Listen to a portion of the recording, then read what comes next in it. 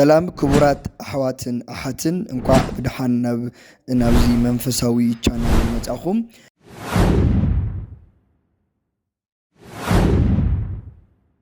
እንድሕር ዳ ሓጢኣት ሃልይዎ ሓጢኣቱ ክስረየሉ ይኽእል እዩ ብብሉይ ኪዳን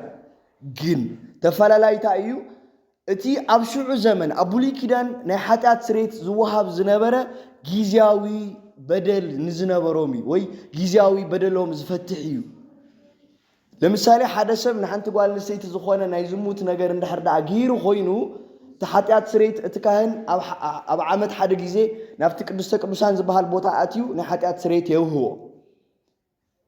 ወይ ዝኾነ ናይ ስርቂ ነገር ወይ ካብ ናይ ኣይሁድ ሕጊ ዝጠሓሶ ነገር ተሃልይዎ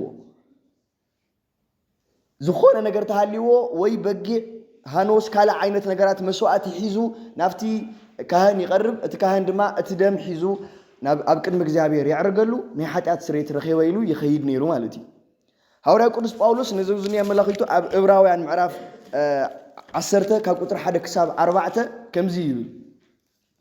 ሕጊ ናይቲ ክመጽእ ዘለዎ ሰናይ ነገር ጽላሎት እምበር ንሱ ባዕሉ ኣይኮነን በዚ ምኽንያት እዚ ድማ እቲ በብዓመት ኩሉ ሻዕ ዝቐርብ መስዋዕትታት ነቶም ዘቕርብዎም ከቶ ፍጹማት ክገብሮም ኣይኽእልን ይብል ስለዚ እቲ ኣብ ብሉይ ኪዳን ዝነበረ ቁርባን ነቲ ኣማናዊ ዝኾነ ቁርባን ንጎታና መድሓኒትና ኢየሱስ ክርስቶስ ዝገልጽ ዳ እምበር ኣማናዊ ዝኾነ ቁርባን ኣይኮነን ነይሩ ማለት እዩ ሓላፊ እዩ ከምቲ ልክዕ አብርሃም ንወዱ ይስሐቅ ናብቲ ከረን ናብቲ እምባ ሒዙ ደይቡ ቁርባን ወይ መስዋዕት ክገብሮ እዩ ይኸይዱ ነይሩ ኣብ ቅድሚ እግዚአብሔር መስዋዕት ከቕርቦ እዩ ኣብ ከክንዲ እንስሳት ምቕራብ ወዲ ካቕረበለይ ስለ ዝበሎ ማለት እዩ ሒዙ ክኸይድ ከሎ ግን ኣብቲ ከረን ምስ ደየበ በጊዕ ወሪድሉ ነይሩ ይብለና ስለዚ እቲ ዘውዝኒኤ ነቲ ክርስቶስ ክመጽእ ዘለዎ ኣማናዊ ዝኾነ ስጉኡን ደሙን ዝህበና ጎይታ ምልክት እዩ ማለት እዩ እቲ ናይ ብሉይ ኪዳን ቁርባን ምሳሌ ናይ ክርስቶስ እዩ ማለት እዩ ስለዚ እቲ ኣብ ሓዱሽ ኪዳን ዘሎ ቁርባን ግን ኣማናዊ እዩ ዘለዓለማዊ እዩ ከምቲ ኣብ ብሉይ ኪዳን ዝነበረ ስለ ናይ ሓደ ሰብ ሓጢኣት ዝፈስስ ደም ኣይኮነን ዕለት ዝፈስስ ደም ኣይኮነን እንታይ ደኣ ተይልና ሓደ ግዜን ንመወዳእታን ዝተገበረ ናይ መስዋዕትነት ወይ ድማ ቁርባን እዩ ማለት እዩ ንሓደ ግዜን ንመወዳእታን እዩ ለምሳሌ እቲ ኣብ ብሉይ ኪዳን ዝነበረ ሊቀ ካህን ናይቲ ሓደ ሰብ ሓጢኣተኛ መስዋዕቲ ሒዙ እዩ ዝቐርብ ጎይታኸ ኣብ ዮሐንስ ወንጌል ምዕራፍ 3 ቁጥሪ 16 ከም ዝናገረና ንሓደ ግለሰብ ንሓደ ሃገር ንሓደ ብሔር ንሓደ ዓዲ ወኪሉ ዘይኮነ ጎይታ እቲ ደሙ ወይ ከዓ ስግኡ ቆሪስልና ኣፍሲስልናስ እንታይ ደኣ ንዓለም ከም ዝኾነ ይነግረና እግዚአብሔር ነቲ ሓደ ወዱ እንኮ ወዱ ክሳብ ዝህብ ንዓለም ክሳብ ክንዱ ኣፍቀራ እዩ ዝብል ስለዚ ንዓለም እቲ መስዋዕቲ ኮይኑ ዝቐረበ ጎይታና መድሓኒትና ኢየሱስ ክርስቶስ ንዓለም ዳ እምበር ንግለሰብ ኣይኮነን ንሓደ ብሔር ኣይኮነን ንሓደ ዓዲ ኣይኮነን ማለት እዩ ስለዚ ብሕብረት ክንቅበሎ ዝግበአና እቲ መስዋዕቲ ኸ ዕለት ዲ ዝቐርብስ ወይስ ሓደ ግዜ እዩ ቀሪቡ ተይልና ዕለት ዝቐርብ መስዋዕቲ ይኮነን ዘለና ሕዚ ተመሊሱ ተሲኡ ወዲቑ ተንገላቲዑ ተገሪፉ ደም ኣፍሲሱ ስግኡ ቆሪሱ ከድሕነና ዝኽእል ኣምላኽ ኣይኮነን ዘለና እንታይ ደኣ እቲ ሓደ ግዜ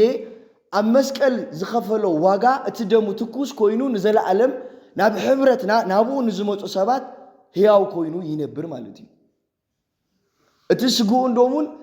ሓዚ ካብ ዝተፈላለዩ እምነት ናብ ቤተ ክርስቲያን ንዝመፁ ሓደሽቲ ንዝውለዱ ህፃውንቲ እቲ ኣብ ዕለተ ዓርቢ ዝተሰቐለ ዝተቆረሰ ስግኡን ደሙን ኣማናዊ ኮይኑ ሕዝውን ትኩስ ኮይኑ እንታይ ይገብሮም የድሕኖም ማለት እዩ እዚ ኣብ ዕብራውያን ምዕራፍ 9 ካብ ቁጥሪ 26 ክሳብ 28 ከምኡ ይብለና ከምኡ እንተዝኸውን ነይሩ ክርስቶስ ዓለም ካብ ዝፍጠር ጀሚሩ ብዙሕ ግዜ መከራ ምቕባል የድልዮ ነይሩ ይብለና ሕዚ ግና ሓጢኣትና ምእንቲ ክድምሰስ ኢሉ ሓደ ግዜ ንሓዋሩን ንባዕሉን መስዋዕቲ ገይሩ ብምቕራብ ኣብ መወዳእታ ዘመን ተገሊጹ ይብል ስለዚ ከምኡ ተዝኸውን ነይሩ ካብ ኣዳም ጀሚሩ ንኣዳም ክሞተሉ ንኣብርሃም ክሞተሉ ንኖህ ክሞተሉ ንኢዮብ ክሞተሉ ንዝተፈላለዩ ሰባት ኣብ ዕለት ክመውት መድልዮ ነይሩ ግን ከምኡ ይኮነን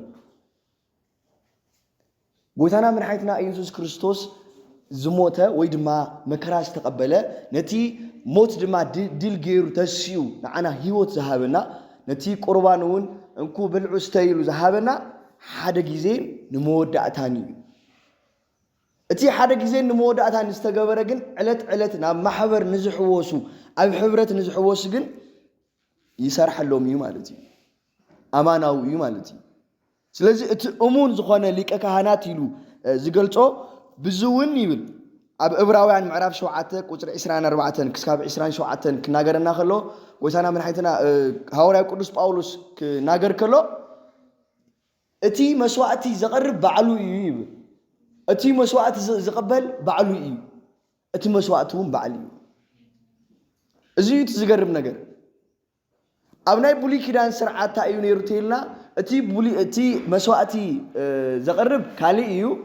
እቲ መስዋዕቲ ተቀባሊ እግዚአብሔር እዩ እቲ መስዋዕቲ ዘቀርብ ከዓ ሊቀ ካህን እዩ እቲ መስዋዕቲ ዝኸውን ከዓ ትበጊዕ እዩ ነይሩ ኣብ ብሉይ ኪዳን ግን ኣብ ከክንደ ትበጊዕ መስዋዕቲ ኮይኑ ባዕሉ ጎይታና መድኃኒትና ኢየሱስ ክርስቶስ መስዋዕቲ ኮይኑልና እቲ መስዋዕቲ ዝቅበል ድማ ባዕሉ ጎይታና መድኃኒትና ኢየሱስ ክርስቶስ ኮይኑልና በተለይ በብዙሕ መንገዲ